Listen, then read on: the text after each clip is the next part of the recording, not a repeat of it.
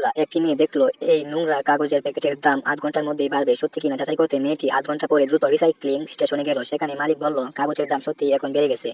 টাকা হাতে পেয়ে মেয়েটি সঙ্গে সঙ্গে পুরাতন জিনিসের বাজারে গেল। সেখানে অবাক হয়ে দেখলো এক লোকের হাতে থাকা একটি ফুলদানির দাম শীঘ্রই বাড়বে, কিন্তু দোকানদার এটাকে সাধারণ জিনিস মনে করছিল। লোকটি বলল এটা তার দাদার রেখে যাওয়া জিনিস, স্ত্রী অসুস্থ না হলে কখনোই বিক্রি করতো না।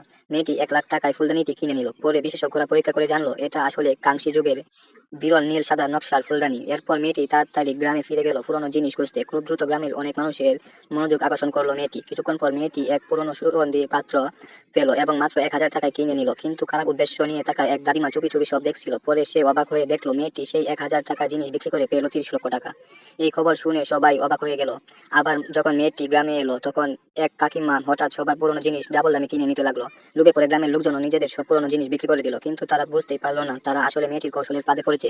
পরদিন সবাই একসাথে সেই পুরাতন জিনিসের দোকানে গেল এবং বলল আমরা আপনাকে চিনি না, আপনি নিয়ম মেনে জিনিসগুলো দেখে সঠিক দাম বলুন।